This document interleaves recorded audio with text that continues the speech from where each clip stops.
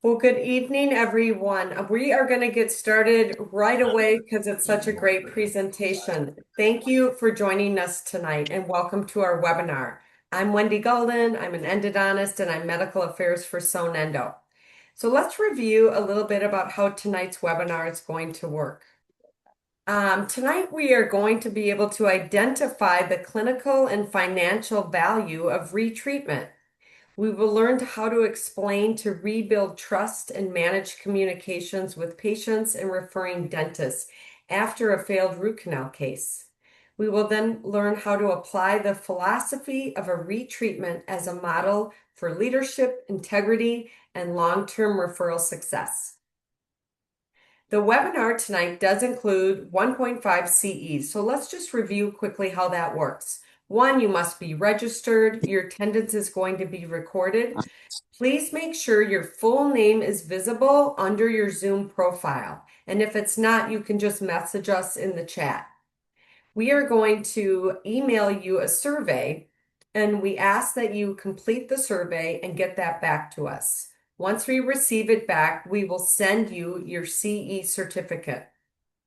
If there are any questions along the way, please reach out to myself, wgolden@sonendo.com or education@sonendo.com. Tonight's going to be very interactive, and your questions are deeply encouraged. During the presentation, if questions come up, please just enter them in the chat box. After Ryan is done speaking, we are going to leave a dedicated 20 to 30 minutes where you can come off mute, camera, or I will ask those questions in the chat box and get as many answered as possible. It is my pleasure to introduce my colleague and friend, Dr. Ryan Facer. Dr. Facer graduated from the University of Iowa. His research ranges from sealer, stem cells, bone biology, and dental trauma. He is known for bringing very innovative ideas to our dental industry, along with raising 5 children. Dr. Facer has completed over 6,700 gentle wave cases. So, Ryan, I'm going to stop sharing and turn it over to you. There you go. That looks good. Okay, what do you guys see? Looks Some good. hidden opportunities? Yes. Okay, that's it. We're done. How was it, guys? So, a play on words, right? It was a joke, hidden opportunities. Is that actually real? Do we look at retreatments as hidden opportunities? So, to quickly kick this thing off, um, first of all, this was taken out my back. So, a few nights ago, we had the Northern Lights in Utah. It was fantastic. And this is just taken not with the latest and greatest iPhone. I have just the 15, but that is a real shot, undoctored, out of my back door of my house. And so you can even see the stars in there. But you'll see for every polling question, I have another night sky shot that I took that same night for everybody to enjoy. So, Wendy, let's start the poll. When a retreatment case comes in, what's your first reaction? I don't know. So we'll see. So I will tell you the truth this week, probably because the way karma works, like Monday, I walk into my office, I have 9 treatments scheduled, hour appointments, and my whole schedule is orange because my TDO schedule is color coordinated and retreatments are orange. And man, I was saying there's something in the orange because you don't know what you're going to get when that happens. Um, and so it's a true question. Like, I don't know. Why am I calling that hidden opportunities? And so we're going to reframe things a little bit because I'm not dismissing the challenges of retreatments. Like, let's see. Yeah, challenges that looks like they're the clear winner at 59%. It's a test of skill and practice. But think about it.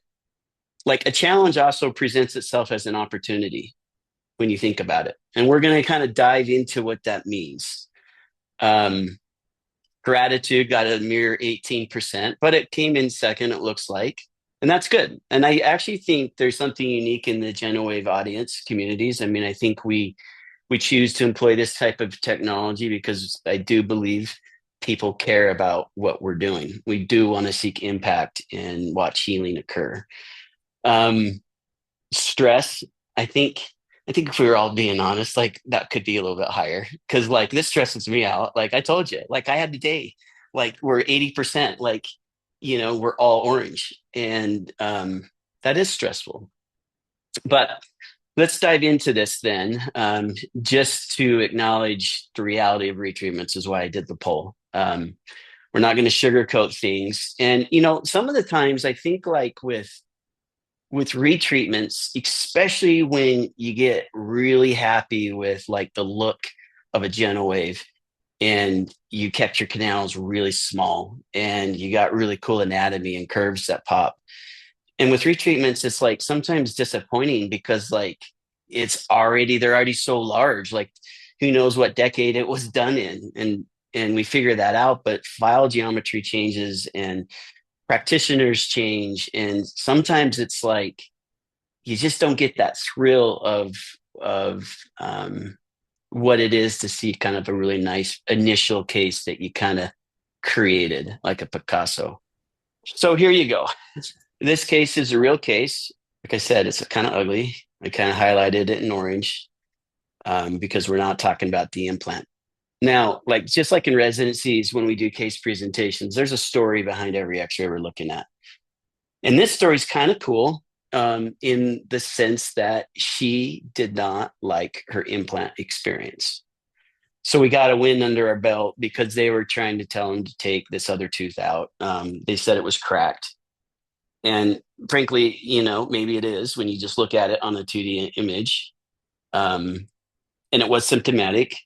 And she didn't want to go through another like 6 months of everything to get an implant in. And so, yay, we got a job to do. But then there's an opportunity, like, or a risk in expectations. Like, what happens if we open up this and it doesn't work? What happens if there is a fracture? What happens if we find something negative about it? And I think that kind of is the landscape as to why we asked the polling question. So there's this thing about retreatments, and I just wrote this out. And this is kind of one of the few times I actually use words on slides, but it's kind of interesting because retreatments do live in the borderlands of dentistry where trust has eroded and pain persists. So, we're replete with questions is like, why didn't it work? We call them failures in our own literature, in our own bodies. Dentists say they're failed, they're redos. You got to salvage a case, they're dangerous. And I don't know what it is in y'all's neck of the woods, but there seems to be a resurgence now in like the biological dentists. And I know they're popping up over like TikToks and Instagrams and all that kind of stuff. And, it's like root canals are under attack again. And patients are hearing it. They really are. And I think so, no matter what, this concept of retreatments, it is emotionally charged. I mean, there is something going on in the orange, to say the least. So, and then we're going to talk about like retreatments. And I'm going to spend a lot of time on this particular case, and we're going to kind of break it apart and kind of build it back up. And you're going to see me kind of go through it and what I find along the journey. So that's kind of cool. There's going to be some videos. But before we dive into that, I want y'all to wear like hats of like your clinical hat. And really, I wrote the word economic down because like, why is this economically? I mean, maybe most people schedule more time for retreatment. So is it actually economically more profitable to do a retreatment than an initial? Maybe, in fact, that would be a good polling question. I didn't write that one down. Like, what's the average retreatment time in your practice? In fact, even though it's not a question, just write in your chat. Like, is it an hour, 90 minutes? Is it the same as an initial? Would just kind of give me some talking things to go off of. Just kind of write things down on if you schedule more time in there. I know there's maybe a concept of like 2 visits pop up more often in retreatments because of large infections, things of that nature, and that's it. It's the Wild West. But the one that kind of makes me charged with retreatments are just when it's like it's just the carries under a crown margin, right? Like it's the restorability card that comes back up. And bad crown margins are kind of the world of hurt that kind of does for everybody when we're trying to go through a crown to save it. I think those are some really frustrating points. And so the economic question then is, when do you say it's worth it? Um, I think a lot of times people think it's been like retreatment surgery, but that's not going to be this lecture. That is a valid point, by the way. But we're really thinking like the clinical aspects of it, like in the mindset of can I have success and the economic impact in that. I think a lot of times when we walk into our schedule, whether we're telling this to our staff or to ourselves or whatever, we're saying like, well, who did this root canal? Like, don't you hate it when you walk in a room and you don't know if you've seen the patient before and you're like, wait, was this one of mine? No, of course, this is not one of my root canals, but come on. Like we think it when we see a schedule. Um, but sometimes when we think that question, and that's the authentic question that comes out in our soul, sometimes we get judgy really, really quick. And it's kind of like the blame game. Like, well, this person didn't know what they were doing. Or when we start talking, we talk with this negative connotation of like picking it apart. And we need to do that to understand like how what the future proof of this case is going to be. But what is the merit of blaming? And who are we actually blaming? I mean, are we blaming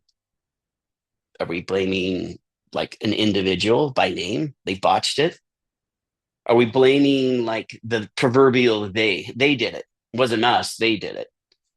Um, maybe it's the dentist, or maybe it's the endodontist. Like, what happens when it's a specialist that did it? Like us, like as a group, like we did it. What do we say? And authentically, if we reflect on that question and we think like, God, probably more apt to like throw a dentist under the bus than another endodontist, or vice versa. Like, oh, they're my referring audience. I'm going to protect the dentist, but I'll throw an endodontist under the bus. Um, what is the value and merit in that?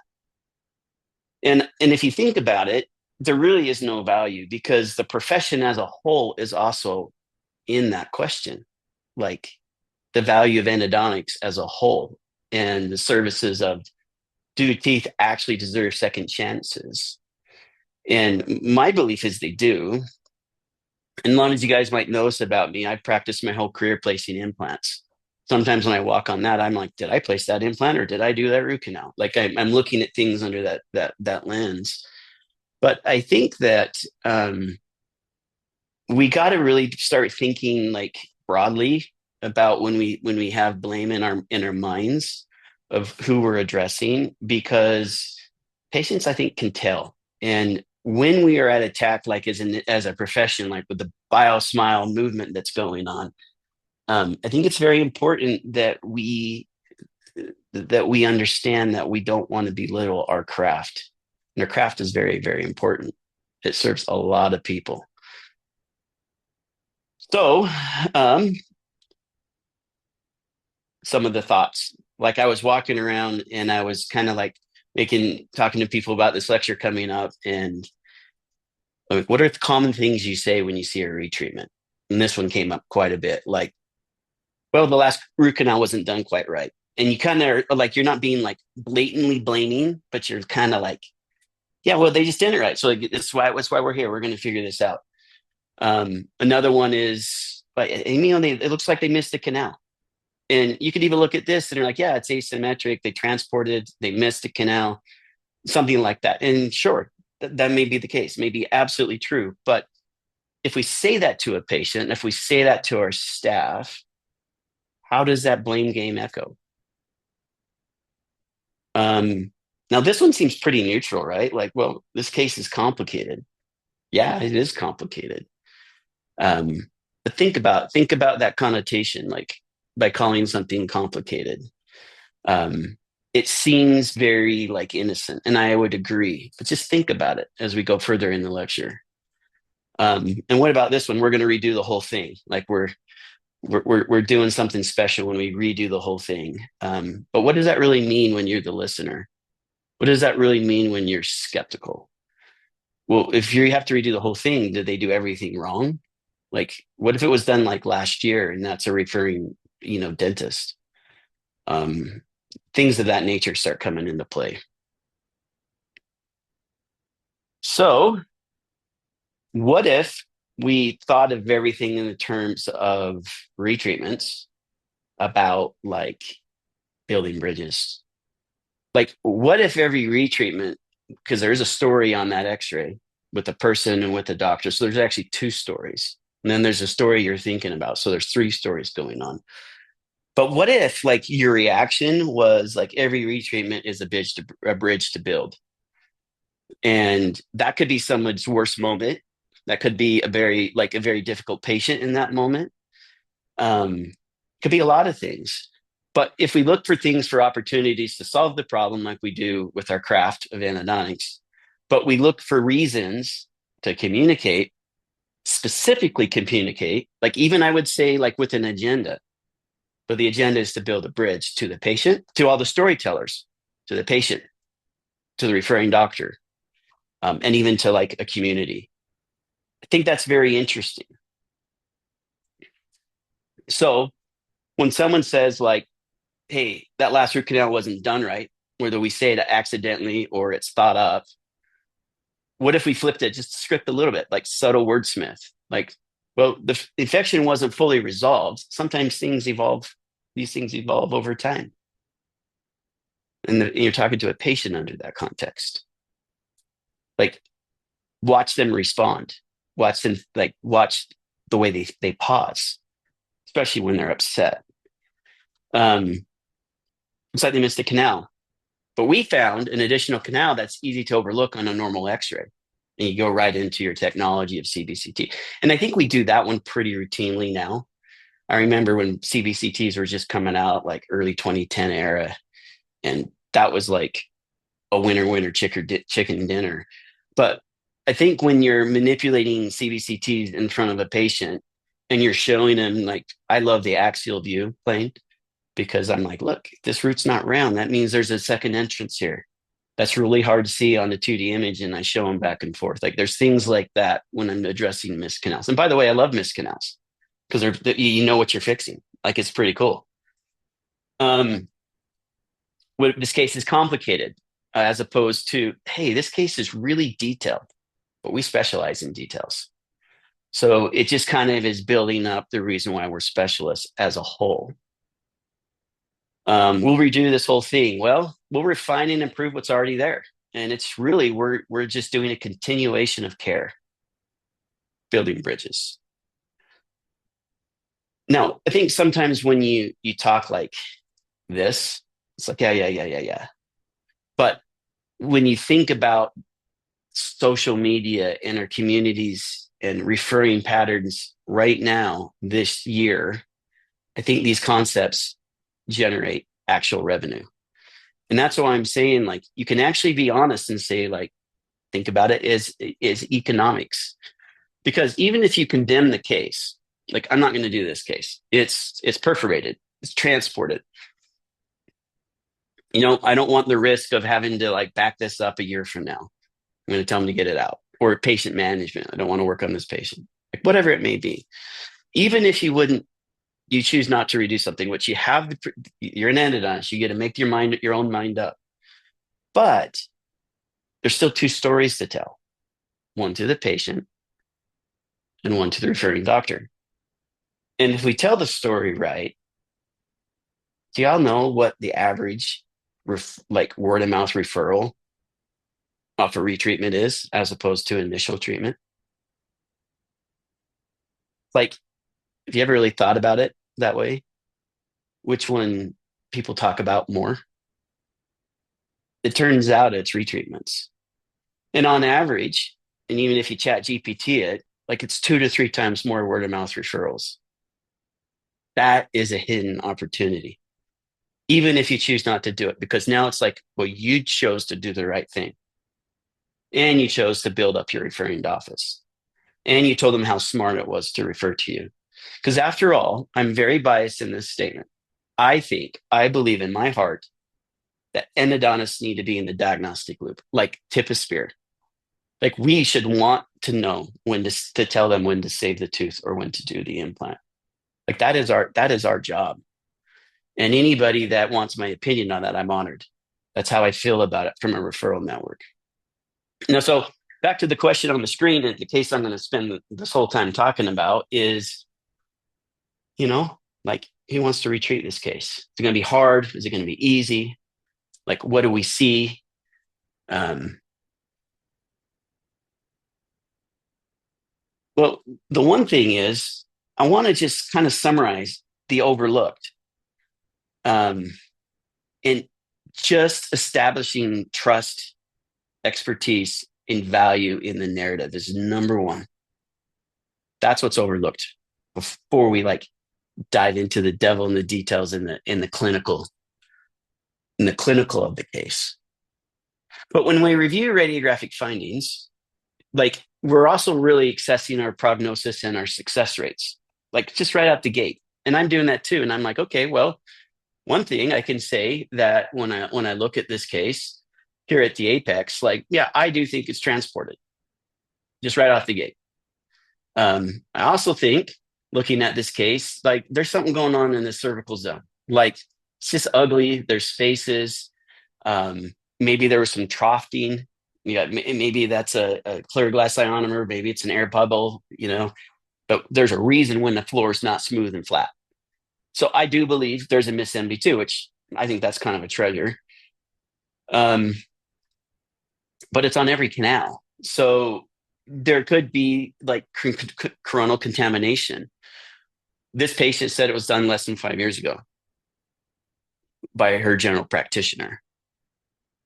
And she told me that they worked really hard. It was a really long appointment. So I know they were looking for an MB2. And then there's this idea of like, well, did they use this little thing called rubber dam? And she didn't know about that. I'm like, okay, so like there could be remnant decay, there could be all sorts of leakage. It's 5 years old. But here's what's going for us, really. Like I don't see apical periodontitis anywhere. It was tender to percussion. Maybe there's a fracture. But there's things that like the crown looked pretty decent margin wise. It's kind of the summaries. And like I said, she happened to had a positive root canal experience done by me on the other side, which is why she came. By the way, this patient was not referred to me. The patient came to me for it. And again, back to the statistic of 2 to 3 times. And I think it's restorable. So prognosis, like I think this is going to be a good case to go forward in. Like, so I'm doing it. And that's why I'm showing it. So I used to do this thing called Dental Learning Live. And I don't remember if I used this case on one of those videos or not. It's been a long time. But I actually pulled this case because I knew there's some techniques that I wanted to talk about and show you. And that's why I pulled this case for the videos for this webinar. So we're going to watch this video. Yeah. So like we all know how to access a tooth, right? So you're going to see me and my faults, the good, bad, and the ugly. You can't hide it on video. By the way, I always wonder why like we don't like video ourselves more often. My daughter is she's on a lacrosse scholarship at a private school here in Utah. And it's a good program. It's like a D2 program. She's playing women's lacrosse. And the amount of videos that they record of themselves and the amount of coaching they get, that's how they improve. Why don't we think of our craft like athletics? Like we should be recording ourselves and like, yeah, man, I was a little too aggressive here. I could have done this. I could have been more conservative here. And it's amazing what happens when you record yourself, just like the athletes. You tend to see things that you don't see in the moment. And I think that's where true crafting and perfectionism comes from. So just a food for thought. Nowadays, like there's beam splitters for iPhones. So like there's no excuse. You don't have to have like a software system. You can just put it on your own phone and watch it later for kicks and giggles. But in this, I'm just removing through the existing filling. But look at that. Look at that. Let's go back. Let me see if it posts back up again. Yes, yeah, I know y'all saw it. There's 4 gutta-percha spots in the floor of this tooth. So there's the MB1 and MB2. Now, this is make you do like I didn't show you the cone beam on purpose so far, but when I'm going into this, and I'm not expecting to see an MB2, I am expecting troughing. Like, what's the uh-oh? What could come out of that? I mean, maybe they broke a file that I didn't see. Maybe there's going to be a tip of an SX in there. Maybe, maybe there's going to be a perforation. Like, who knows? Maybe it's going to be a paper pit thin floor, and then maybe like I'm start worrying about like, do I got to abort? But I was not expecting to see. Oops, I'm going to go back. I was not expecting to see an MV2 allegedly obturated in this moment in time. So let's just keep watching. What's Phaser going to do here?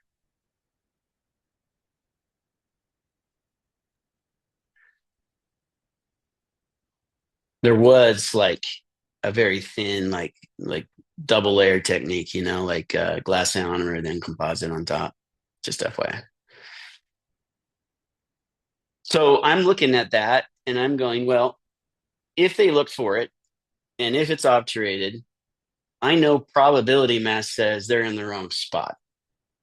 So the first thing I'm doing is I'm not trying to dig that gutta percha out because I might find a perforation. So I gonna look outside the box and I go to the cone beam. Now you can see the cone beam. It's got a banana ribbon shaped, you know, mesial buccal root form. So I know that there is, and as I'm going down, I'm looking for where the gutta percha is, and there it is, right there. If you go back, like you can see it right there. And when I did my first like kind of looking through that, like I didn't see that. I just kind of went too fast. I just kind of went down the root and I was just right at that floor of the tooth area. I'm like, oh, sure enough, it's there. But I'm also telling myself they're in the wrong spot. So I'm under that context is what I'm looking for. And then I can see how it disappears. And I'm like, well, maybe they just didn't go far enough. So I go back to the 2D and then I go back clinically. And now I'm going to be in that decision tree. Like, what am I going to do? Well, I know that I'm going to have a story tell to do. And I do believe in second chances. And I know my mastery is going to be proven in this moment. But what happens if I make an error? What happens if I go too aggressive looking for that MB2 and I perforate? And so what are the details? Like what are the tricks? What are the things that I need to do to like figure it out? And there's been a lot of tricks over my career that I've tried. But one of the simplest ones is like with magnification is just an illumination, of course. Like we all know this. But sometimes I think we look for like super complicated things.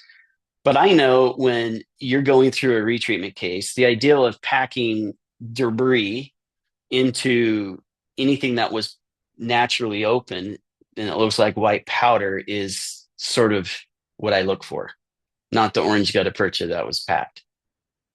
And I know that if I go straight to like ultrasonics, I lose like the ability to discriminate on the pulpal floor.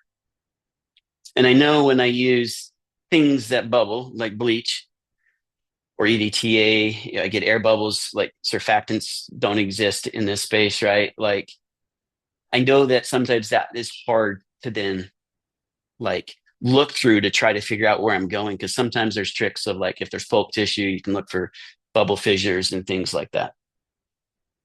But there's another one. It's just like really, it's just water. And I use saline for everything. I have for 25 years. And I use saline and brought the 3% saline for stopping bleeding and early generation GentleWave stuff. But it means I always have syringes of saline or water. And I use those to look for anatomy. And if you make it really thin on the floor of the tooth, it magnifies. Like it becomes like a lens on the floor. So when you look at it without air bubbles, you can start finding more anatomy. So there's a tip or trick. And it's those little things that are fun to share, and they're fun to experience. And watching other people's videos if they get it right. Sometimes we don't think clearly because we don't pause, or we're in a hurry because I got a busy day of retreatments. But when I went down, what I did is I kind of ran with they were in the wrong direction in my mind. And I'm just trying to go more mesial, more lingual from where they were and see what happens.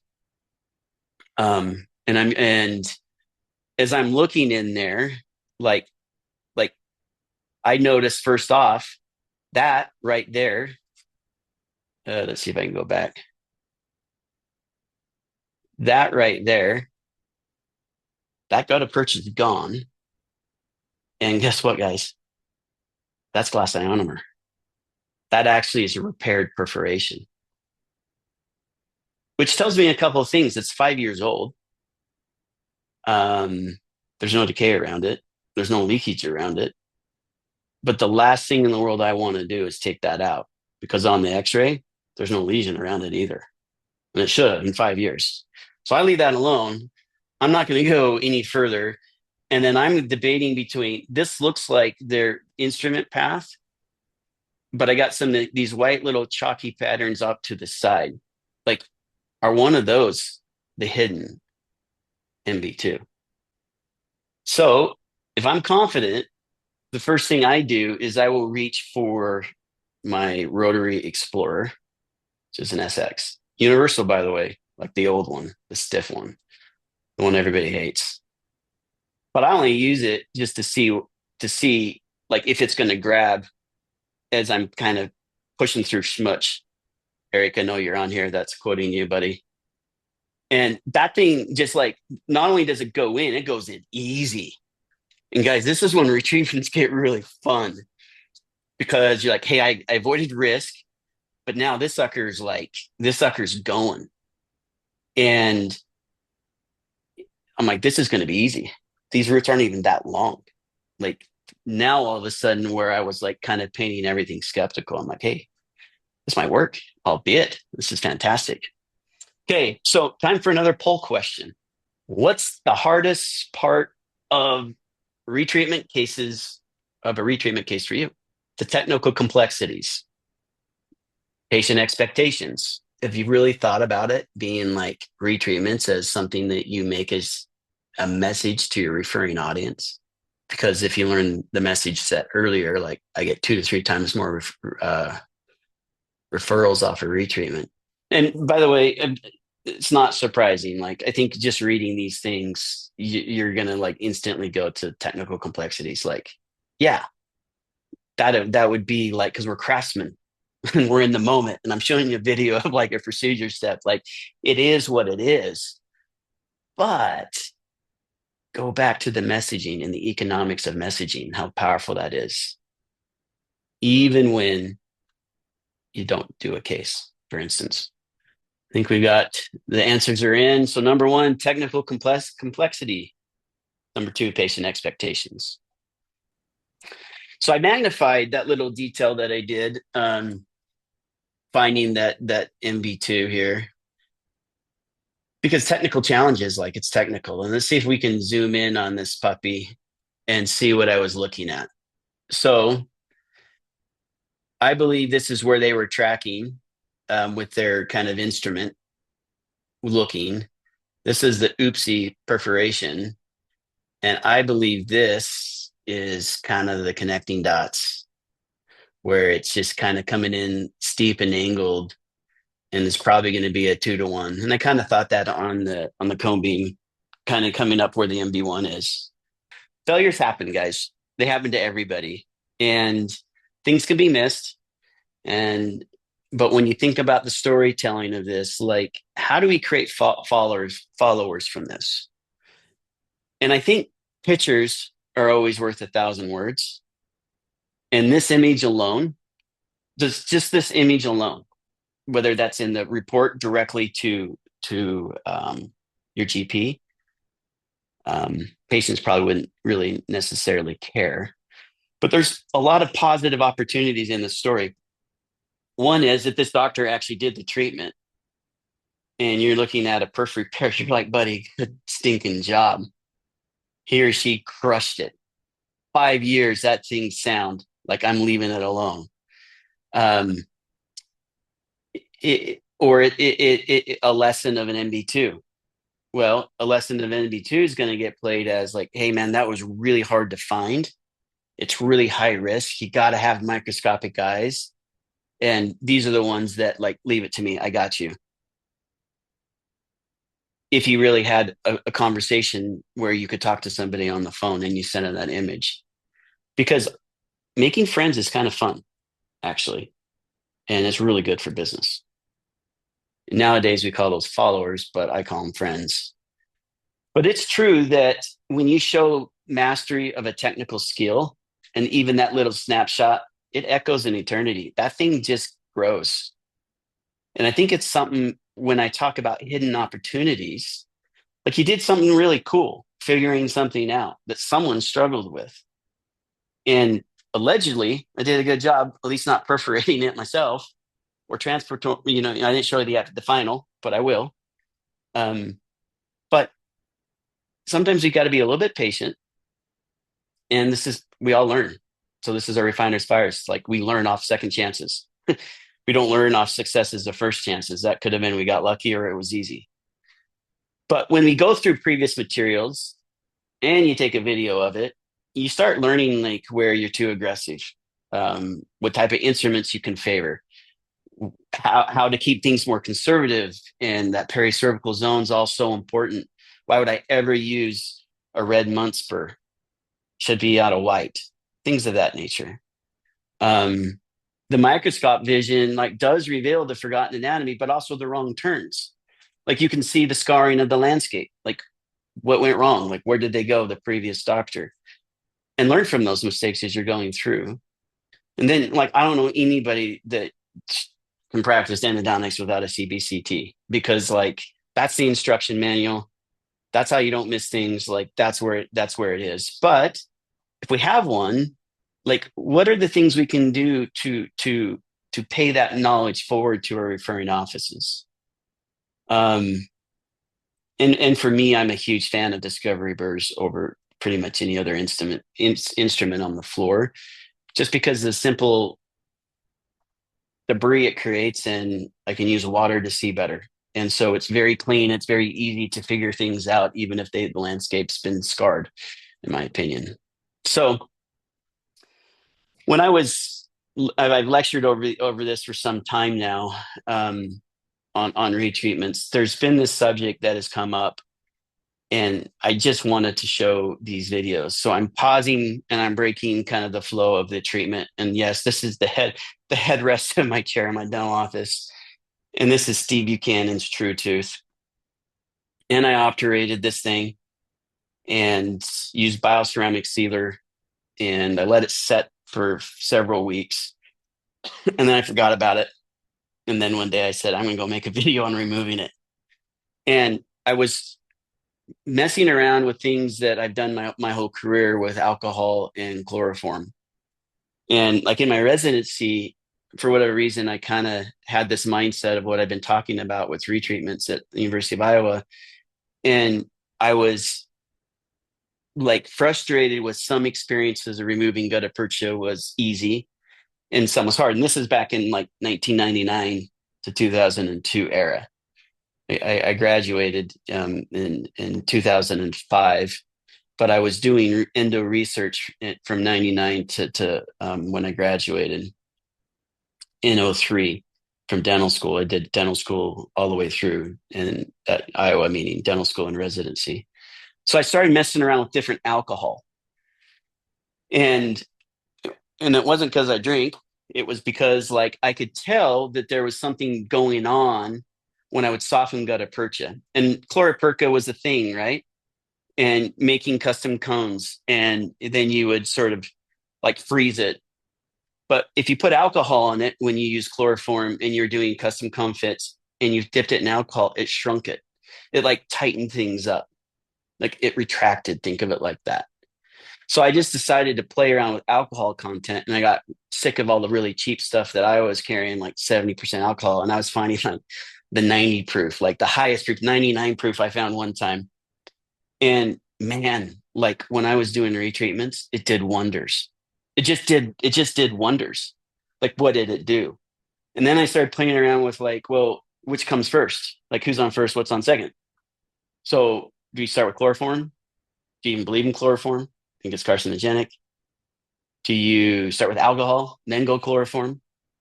And one of the problems with chloroform that people would rip it apart because it's just messy. It would just get smeared everywhere. And I think this trick has been like widely spread now, especially in the Genowave community. But I wanted you to see like the video of it, like when you're trying to figure out the order of things and you're playing with things. And so I'm also a believer in different tips. Like I think the 30 gauge maxi probe is like universal what we use with hand irrigation, right? But this isn't like canal irrigation, guys. This is floor irrigation. Why in the world would I want a flimsy maxi probe for this step? You don't want it. You want like something that's got like bevel on it, a point on it, um, a shovel on it. That's like 27 gauge, and you almost kink it when you bend it. The reason why is whatever you're using, chloroform, which this was, as you can see the cloudiness come up, or alcohol, you can pick with it. You use it at, you're doing like two instruments now. It is like your Endo Explorer. And as you kind of go with whatever retreatment burr file you use, and you go back and forth with this, you can start picking at it. And there's this interesting thing that happens when you get the gutta percha to sweat. It sticks to the floor better, which you're kind of saying is annoying at times. But it's not annoying because it keeps contact with chemical. You don't get air bubbles, in other words. Like you kind of want to work with things in suspension. So another little trick about getting gutta percha out really fast is like keep the chamber full. And if you're using C form, chloroform, fantastic. And then there's always, this is the 3D Shaper. I mean, I'm not here to talk about files on this. I'm just here for you to see what happens and what happens on how do we pick these things out. Because as a Genowave user, I want maximum contact to any wall in that canal system for advanced irrigation. So I really don't want gutta percha smeared anywhere. And that's kind of a hard thing to do. Now let's go back to the alcohol chloroform comment. Well, if chloroform makes it sweat and alcohol makes it shrink, that might be a really good cocktail to have to get things out. So if I smear something against the wall, I can ball it up with alcohol. And then when I put it in a file, it comes out like a little worm. And when you play with it and you play with different concentrations of things, they don't, you kind of look forward to retreatments, to be honest with you. And it's true, gutta percha density is all over the planet. Alpha phase, beta phase, like all that kind of stuff does affect the way these chemicals interact with it. But one thing is for sure, when you're smearing, sometimes there's an advantage to repacking it down, as you see me do it with a bigger gauge needle than you would think I would be using from a maxi probe perspective, because it's not. But what it does is it puts it into a place where a file can grab it, and then it will walk back up your burr. And the eccentric motion ones tend to be, in my mind, a little bit more advantageous to do that, to kind of get it up. So if you saw, I went back with alcohol, tried to pull it off the wall, and even though I was packing it down, it's still really soft. So when I push a file through it, it tends to want to pop up like a cork. So when you get down to the end of this thing and you figure out your orders as you start playing with it, you start mastering it. And if you know you have like isthmus type anatomy from CBC, it's oval, whatever, in the axial plane, then you start realizing like the best instrument's a paper point. because it wicks it off the wall. I mean, it really does. It does in my model, and it does in teeth. And it's a good another test, a visual test at least, to see when you get everything out. And this might seem like I don't have time in practice, or for sure I got to do 90 minutes, but you don't. Like I'm showing you like making a video all by myself late at night. Like look at my headrest. Like that's that's all my alcohol and chloroform all over my headrest. Like I had to buy a new headrest after making this video. As I'm spilling everywhere. But you get curious, you get kind of obsessive about these kind of details, and you wonder like, how much am I leaving in? How much am I really removing? And it's not that hard actually. It's hard until it's easy. So I'm doing um I'm doing the case again with those two things. I'm doing it with the chloroform and alcohol. And I'm working with C-form right now, and I'm just picking at it. I'm seeing how hard it is, soft it is. I'm not really trying to core it out. I'm trying to wet everything. Like I'm trying to get the C-form to want to naturally pull down as the chloroform or the gutta percha is sweating, and I'm letting that just kind of work. And honestly, like pecking is the greatest motion for it in time. Like you need time on contact. Like, so don't just go ham, high RPMs and spin and just blow all the C form out. Like you can do that because you can melt gutta percha, different technique. Um, that's not this technique. The reason why I'm showing you this is real time. Like, so I'm a minute into it right now. And C form does evaporate. So like you can always have your assistant add it or you can add it yourself. And no sweating's bad. This is like my hockey pads. Like it's always good sweat because you love to bring home those ripe pads home. Kidding. But okay, so you can see I got a full of C form on the floor. I'm not rinsing ever with water during this, by the way. Like I don't let air water spray happen. It's just C form and alcohol. That is it. And there's an advantage to starting with alcohol, but this was started with C form because it was really soft. And I'm just kind of like trying to smear it everywhere I can. And you're like, why would you do that? And you're going to see the magic here at the end. So far, I didn't go back and forth like in that other video. This is like real life practice. That was just C form. And now as I'm going, my file is just falling to the end of the canals. Like it's getting to where, because they were already hogged out, right? And now I do alcohol. And alcohol is great. And I got that shovel, like beveled needle, 27 gauge, and it acts like a spoon, and bam, there. That's so satisfying. Like if I was Dr. Pimple Popper, like that's my Dr. Pimple Popper right there.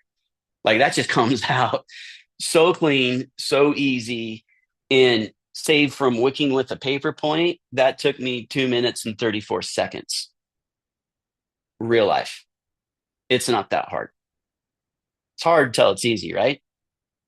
So, hidden opportunity to tell a tale. And that was really cool to talk to GPs about. And it was transported. I skipped the general wave step, which I did run. And there you go. That guy, by the way, it's not Doc Holliday, but it's another doc. And he got paid by the federal government to go be the only doctor in southern Utah in a little town called Moab in the 1900s. He was a rancher, he's a farmer, and he was a doc. And he delivered my grandmother, who I knew, and she was a centurion. This guy was a centurion. He lived to be 103. So did my grandmother. He delivered her in Moab before it was nothing. But what was really cool, he's got a really cool story about Butch Cassidy and a Sundance Kid. He the Rooster Gang came over and he pulled the bullet out of one of them. And to say thanks, they stole his mare and they took off to the roost the thing they called the nest. So he saddled up the next morning, tracked him down, stole the mare, just walked into their camp, took the mare. They didn't say a word, and he rode home. He's got a lot of cool stories. But one of the coolest things he did is he worked with Herbert Hoover, a little town of nowhere, Utah, and solicited national parks. And he's the reason why we have Arches National Park in southern Utah. And later on, some philanthropists, like other people with money, came on. They started seeing the beauty of the land, like from the 1900s. That started about 1950. And they started taking really cool pictures of like Delicate Arch, the thing on Utah's license plate. Like, by the way, which was owned by a rancher. And growing up as a kid, like I could camp out, pitch a tent underneath that thing because this is where I grew up and this is where my family's from, Moab. But what was cool is this next picture. So this was a famous picture putting Delicate Arch on the map. It was one of the things that's in like all the museums as one of these iconic pictures. I never saw it until I was preparing for this lecture. However, I knew exactly where that was. And this is me and my middle son doing the Karate Kid in that same window view that you have to hike up to go look down at Delicate Arch. And when I saw that picture, I just like freaked out because that was a hidden opportunity. That was a hidden gem. And I look at root canals that way. Now, this guy, when he was interviewed when he's 100 years old, he died at 103. They asked him what the secret to long life was. He said this. He goes, well, the main thing is to live life to make friends and to grant their requests if you can. You help them out. Be a good human. But you do it especially when they ask you to have a drink with them. I got a kick out of that. And that's his secret to life. That's the secret to root canals. Told by Doc himself, who lived in the early 1900s. Like if you need to make, if you need things to work out a second time, it goes a lot better if you make friends. A lot better if you make friends. And I think that is the hidden opportunity because there is like if you guarded somebody else's reputation the way you guard your apex as a GentleWave user, like you'll go places. Your practice will thrive. It will grow. And I'm living proof of it. So I'm just going to skip to the end now since we need time for Q&A. But 25 to 30% is average in a mature practice of retreatments. That's like an average number. But each one of those can yield 3 more if you tell the story right. Because the economy of failed root canals isn't that they have like an uptick in like insurance pricing, charge a little more for a retreatment. It's the currency of loyalty that you can create by telling these tales, telling these stories. And this is an actual quote that I got permission to reuse, but I just decided to leave the doctor's name off. It says, I had a case that went south, but Facer took care of it. He saved the tooth and my relationship with the patient. And for me, that true sentence is worth like 100 referral pads as far as what it does. Because even when you're fighting like geographic location, time, like availability, schedules, insurance, like all those type of things to get into your schedule, those people stay true to you. And so does that doctor. You might not get them all, but he's saying that you should see this guy first or this gal first. That's the hidden in the pun of the title of this lecture, opportunity of a retreatment. I did throw out studies and this was really, I just threw them out like, modern research, like success rates, one-liners. I got 10 of them here. These can be pamphlets. I can share them, the references. Some people really need data and studies, and I think these are good things for your staff to know. There is I made these tables of like correctable corrections in our verbiage because every word, every update, every act of acknowledgement turns a technical fix into a relationship repair. So I kind of made this summary of things that I think we say without really meaning like blaming. They're kind of cool to give to your office, your staff, when people are like, triaging your patients before you walk in, and it's a retreatment, that they're already like clued into this special verbiage for retreatment cases. Um, but even though I kind of like went at blaming as like as a villain, there's actually a bigger villain in the room, and it's silence. The biggest villain is when you say nothing at all to anybody. You just write your little report and you just send it. That breaks a relationship more than anything else. So think about that. Um, One line trust thinkers, like, you're not starting over, you're continuing to heal. Um, you've done nothing wrong. Teeth just have their own stories. Protect your reputation like it's our own. So there's all these things that you like, these little wordsmithing games you can play. Last poll. Let's do this last one. Who benefits most when a retreatment is handled? I mean, it's kind of silly, right? Because it's pretty clear there's three stories being told in every retreatment, and every treatment really. But there's this emotionally charged one with retreatments, and so like handling that narrative of the story, because you already mastered your craft. Even though we talked about some technical tips and tricks that I hope were worth your time tonight, not watching the CMAs. Wow, I feel that I wish I would have learned this lecture so long ago. It's something I never got taught, and how language is so important and to put the ego aside. So thank you. So many words here that are profound. That someone just asked if you'd put up the last slide again. Were you always able to think about it this way, Ryan? Maybe when we get out with the ego so high, or did this evolve? No, like, well, actually, yes. Like, it evolves, right? Like, come on. Like, I'm 25 years into the darn thing. Like, it's evolving. Like, that's the truth. However, the time of when I graduated, 2005, you couldn't find a job in endodontics anywhere. Like, there was no billboard at the University of Iowa that says, like, I'm looking for an associate. Now, like, associates are picking from like places all over the country, anywhere you want to go. Like, just look at the map, and there's people, there's conferences, there's special summits to find that. Everybody's trying to connect with their residency programs nowadays. When I graduated, we were like told our craft was dead.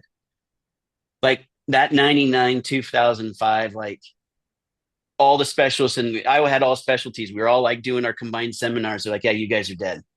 Implants are going to take over. GPs are going to just do the good ones, and then they're going to pull the that hard ones. And so my mind was always charged like that, because I had to build a practice from scratch. And so I did it, and it was a great blessing. But it made me like think about failures a little bit differently, because like, and I obviously went down the implant route doing both, because I felt like I had to know that side, because I may not have a job, because like that's the bias of that era. People forget that. Now it couldn't be further from the truth, thank goodness, but that's the way it was. So yeah, I did have like the timing pushed me down that mindset, and so I tell stories. Yeah, that's That's awesome. what I do. Well, we have some clinical questions, Yeah, and they were what I were thinking too. So this is good that everyone's kind of texting and coming in the chat. People want to know your protocol. Are you using chloroform, alcohol, then a file? What's your exact sequence? yeah. I'll just leave that up while we talk. Sure. So the Um, protocol. okay, so playing around with like, for the record, you know, like keep your chloroform in the jar, and don't like try to preload syringes until you're using it. And then if you like chloroform, which I do, and then isopropyl alcohol, highest proof. Don't get it from Henry Schein or any of those. They're going to be like watered down at 70. Like, you got to be in the 90th percentile with this stuff. You don't want water. I order mine through Amazon or Walmart. whatever the Walmart thing is, and I can order 90 proof for the office. Like that's the first thing. The second thing is the era of the gutta percha matters, like the decade, like how old is this root canal? Like gutta percha behavior, sweats different, looks different, behaves different. And there are times like I just will pick at something before I put anything in there. I just using water or whatever, and I'm just picking at it, and I'm just seeing like how hard the gutta percha is. And if it's going to be sweaty, like where like then I lead with chloroform, and because anything that will like saturate into the C form and create the cloud, I love that's the where I just do that technique and go as far as I can with the files, crown down style. And so I just want stiffer at the very beginning to break it apart, and then you start going to more flexible, like later generation, like metallurgy files are better, and just kind of you just need that kind of like flexible strength ratio. So like in the metallurgy games, you got your golds and your blues. Um, the advanced heat treating, I mean, otherwise you go like variable tapers and stuff that like you can lean on a little bit. If you're going like constant taper, like a 1506 is great, and you can really peck really well with that. That's really, and so again, it's just to the operator's hands when in the file thing. The Sure. chemical thing, though, I would say for the C form, leading just with the C form, don't ever let water enter into it until you're done, and do alcohol first. That's one. Two, let it sweat as much as you can. Don't worry about the cleanup. It's easy to clean up. Like you saw it, like just disappear before our eyes. It just pulls off everything. Um, I do believe in that. I can't remember what it's called, but it looks like a shovel. And it's a 27 gauge needle. I don't use maxi probes with a C form. You can get an actual like needle point, like a bevel point, if you like that, to pick into the gutta percha and even perhaps replace the files job on by doing it that way. Okay. Um, when I'm down inside the canal, like when I'm in past the chamber and I'm down deep, I do switch back to the maxi probe at that for both the alcohol and the C form. But when I'm down in the canal, like in the apical third zone, I am going back and forth between alcohol and files and C form. And the reason is kind of what I was showing you on the video. Like if I sweat something and then when I hit it with chlor or alcohol, it balls everything up. Then when I put a file, it pops it out like a Pops it cork. up. Like Yeah. you're getting like a mass that you can blow out with air, It right? cleans the well. Right. Yeah, so it's just super easy. But then like so I like to check with a paper point, but then I'll go to alcohol, then I'll run like something with eccentric motion to it, and then I'll know if there's something left in there. So that's my eyes. And obviously you can always take a working length or a working film and just see if you got everything off the walls. Like that's going to be your ultimate like validation. But when you actually practice the technique and master it, you get to the point where you don't need to do working length anymore because like you just know. And Sure. then you run the GenoWave and like it just works better. It just works better when you take everything off the walls.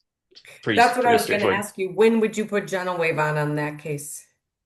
At the end, Yeah. there are times where like people like will say like maybe you can use it like discovery mode, like to find a canal like MS2, MB2, or miss whatever mid mesial, like whatever it is.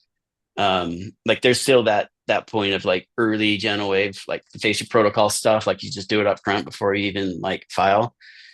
But I find with retreatments, especially when they're hogged out and old, I just like I don't need that. Like their father time's going to open things up for me. Like it's just easier the older something is, with the exception of silver points, of course.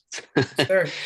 um, All right. but like ones that were done like minimally treated with like endorez, that's the worst. Like the true resin sealers, like that one will kick your butt because guess what? C-form don't work on it. It works on the gutta percha, but like that tends to be like there's other tricks for another lecture we can do on how to get endorez out. That's a Ultradent company product, which is in my backyard. Like I can throw a stone at them from my building right here.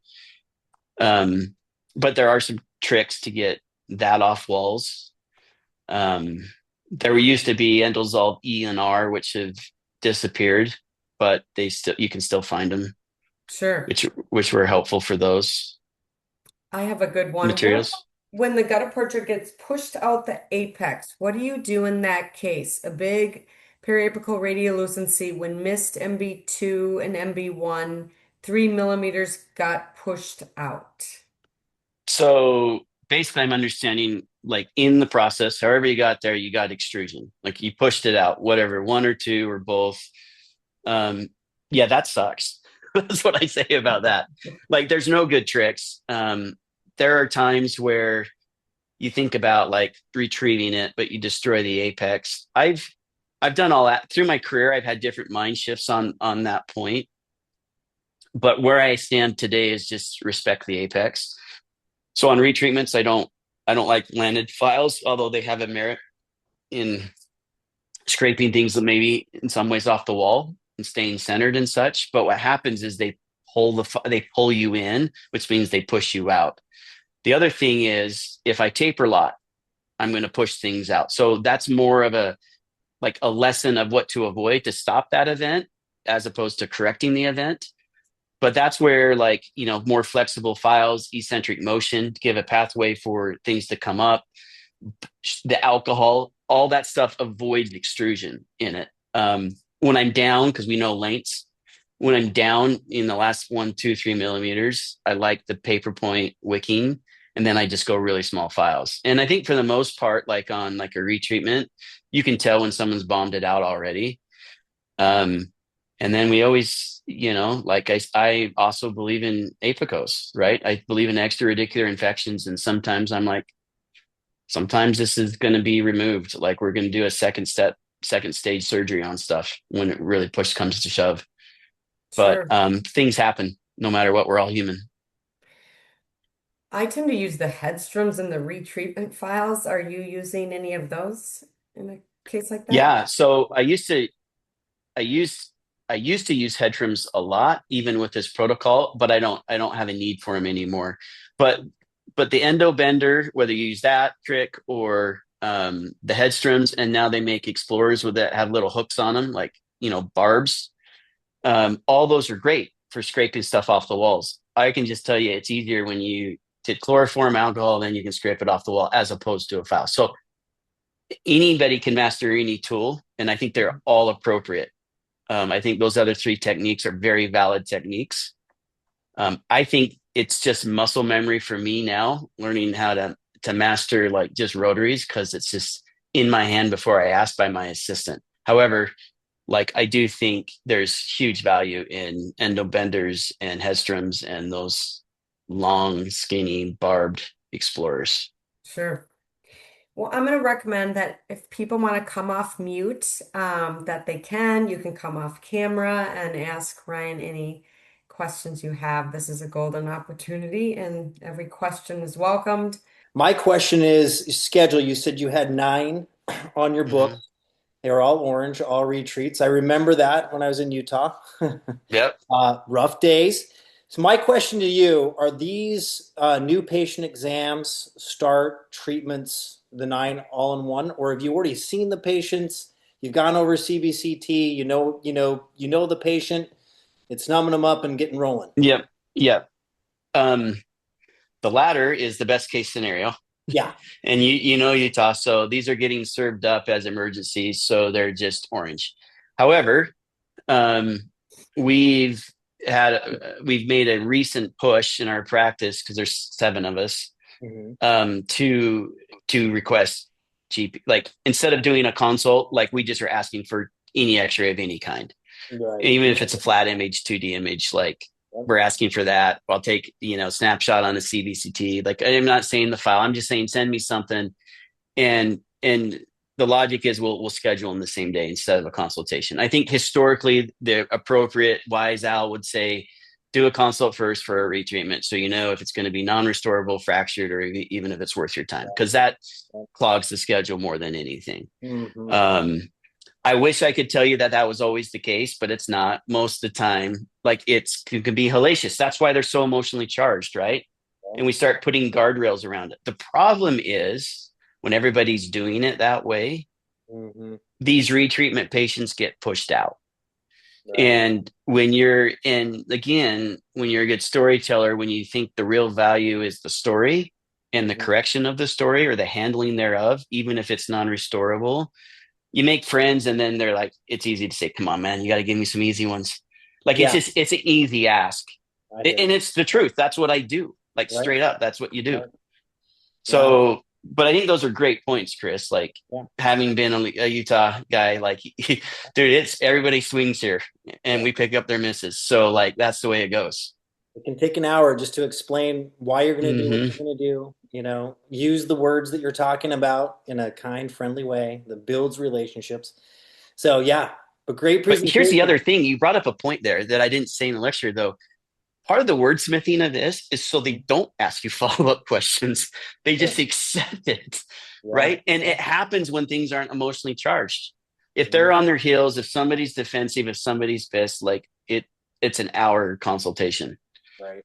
Right. But I find the more you go anatomical and not technical, like or Yeah. blaming or educational, then Right. you get to where you're going quicker, Agreed. and they like you for it.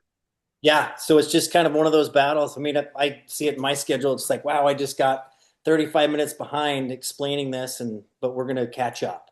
So, yep, I perfect. think I think to your point, like that's the suck. Like I think you can spend just as much time on a calcified canal as you can a retreatment, Oh right? yeah. Like I don't find that the technical, like when you're in the motion of the work, is Mhm. any longer or harder than things I get dealt with like on a routine, like initial basis, like calcified long, limited openings, all that other stuff goes along with it, right? At Yeah. least with retreatments, like yeah, sometimes there's second molars, but a lot of times the retreatments can be any tooth type as opposed to the upper second molars I always get sent. And that seems to be all my initials nowadays, right? Yeah. Or lower second molars, I should say. Yeah. But I feel like it's the narrative part that is the energy thing. Yeah. But we'll same day treat like anybody that's in pain, So, regardless if it's a yeah. retreatment or not. Yeah. The thought of 9 retreatments though, back to back to back, like, bless you. Oh, I don't want that every day. They're emotionally charged. Like it is a longer day and you're tired. You're more tired at the end, even if you stayed on time. I'll ask a question. It made me think of a referring dentist that practiced right across the hall from me, and he would send daily his attempts at root canals that were perforated and very challenging cases. And it got very frustrating. And how do you handle the cases where, let's say it was just recently done, they don't have insurance? How do you talk about the financial part of that? One answer before that answer. So when there's a pattern in a Mhm, refer, that's different than saying second chance because that's not a second chance for the provider. It is a second chance for the patient. And mhm. that's then goes to like why the economics of it kind of get really raw. Like I just paid for this. And that's hard because you can't even like whisper an opening of alignment with them on that. Like you just kind of have to be like, Dennis is a great guy. I mean, I'm sure if you have a conversation, you guys can work that out. Unfortunately, I can't speak for his business, but I can help you like this. And when I'm trying to build a relationship and a friend, I'm willing to do a lot for that.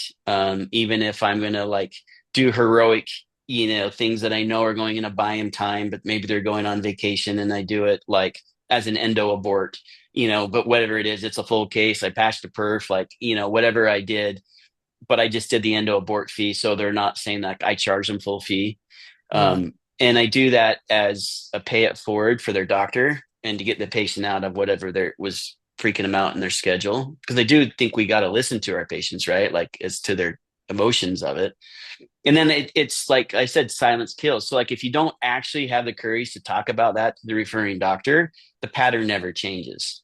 But right. I've done 5 in my career where, but I don't like at least talk to him twice with the same story. Hey, here's how I handled it. But just so you know, like I know you do all your own endo, but can I help you? If not, I'm gonna have to like just not see your patients anymore. And then I kind of go into the truth of it. Like it's just not, no one wins. And I don't want to look at a schedule and just cry. And I go, but if there's something I can teach you, or if I can convince you to not do these type of cases, like I'm that honest about it. And I try to I buy him a drink. Like I'm not trying to like be judgy. And I still tell him like, look, I will guard your reputation. There are times though, like I have had bad phone calls like, Facer, you said that like I did this mistake and my crown margin sucked or whatever. And it's like, no, I didn't. But like maybe someone in the office did. And that's kind of why these little pamphlets are important and to have like an office culture so like people can understand the verbiage of whatnot. Like misdischarging.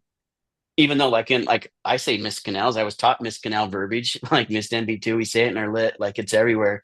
But it's still charging, right? Like it's a charged comment to whoever did it. Another specialist said, yeah, he missed a canal. And then they came back to you and said, well, so and so said you missed this canal and I'm here to get my money back. Like you're pissed, like you're charged. And they may or may not have said that. But to have the courage to take the time for the conversation, at least gives you a chance to build a friend or to close the door. And I Yeah. feel like that's kind of where I'm at. Like you have Yeah. to get there. Yeah, that's healthy boundaries and respectful. Yeah. Hmm. We have another clinical question. They are wondering again, when is it that you would use alcohol prior to chloroform? Oh, so like when you get into a case and like they look like black molds coming up the sides, like maybe it was like the old Oh, ZOEs and Ross sealer area that they never really set, or there's a lot of contamination. Like I use alcohol, like right off the gate. Why? Because like you can get that stuff to wind out like without even like faster than fast. Like they you can almost get the whole gutta percha cone out. Lateral con, like in the like if you even Betty sees lateral con days before, like that was also a good trick for lateral con because it could keep separation between like cone tunnels, and so things would break apart and come up easier. So like yeah, like generations of knowing hey what likely technique this was or what the likely gutta percha was. That's the way that I go. Sometimes like even in like plastic thermofill carriers, I'll start with for the same motion, trying to like separate the carrier from the gutta percha too by the same kind of logic. And sometimes like even heat can be used in that motion and then alcohol. Because sometimes with C form in some of the carrier scenarios, like yeah, like metal, it was great. Plastic, not so much. Meaning metal carriers, I would use saying it's great, chloroform, plastic, alcohol, good and to then know. chloroform after the alcohol. Good to know. And then what about Russian red paste? What do you do with those? Pray. I know. Russian red paste, I run the Genowave up front, soup to Okay. nuts, the whole damn cycle. And then I use a lot of EDTA. I'm not worried about chloroform or alcohol. Any paste, but Russian reds in specific, particularly like, yeah, I say a prayer. Yeah. Yep. Pray to the endo gods, light my sage, Yeah. and go for it. But I have had Genowave cases. I did one case. I actually need to find this case, Wendy. I actually presented it in a lecture somewhere, so I have it. The ugliest case, and I'd call it the ugliest case I ever did. It was Russian red, ran the Genowave twice back to back, just because. And all I did, squirt fill and whatever I had going for me down, then just did the whole like packing with warm gutta percha on top. So like no cone, just just We're just injected gutta percha good. and pushed Yeah. as hard as I could. Ugliest case I've ever seen. But I got like a couple year recall on it and it healed. Like it's just crazy. That's amazing. There was one last one in the chat. I'll ask it now. How often are you finding an MB2 in an upper first molar? Honestly, I remember stories like in Chicago, like Rick Walton, Frank Wine, and people debating like that like MB2s are kind of blasphemy. And they were like, yeah, and then the literature was like 70%, and the numbers kept changing. I believe they exist in any root that's oval of any shape anywhere in the body. The fact that we call them a canal and want to give them a K, there's some interpretation on that statement, but they're there when they're oval. The root and pulp mirror each other as far as geometry go through growth and development. So they are reverse tree trunks. Instead of rings growing out wide, they grow in. And so they grow concentrically like that. So I believe canals are what we create as doctors. And the more entrances, like especially with GentleWave and minimally invasive terminology, like I don't even like the word canal anymore because like we shouldn't be creating them. We should just be following the system of it. But they're not round. I can tell you that. They're not round. So to the question specifically, they're there every time. They're there every time. Do you agree or disagree, Wendy? Since Oh, they're there. It's they are there, and the more and more root canals you do, the more and more you realize that. But thank you. People are just talking about your analogy. People are texting about, you just have a gift with language and lecturing. I told you this last week again. So I really appreciate a very different type of lecture that will give me gratitude for our specialty and how we can carry on through our relationships with our dentists, our patients, and ourselves and our community.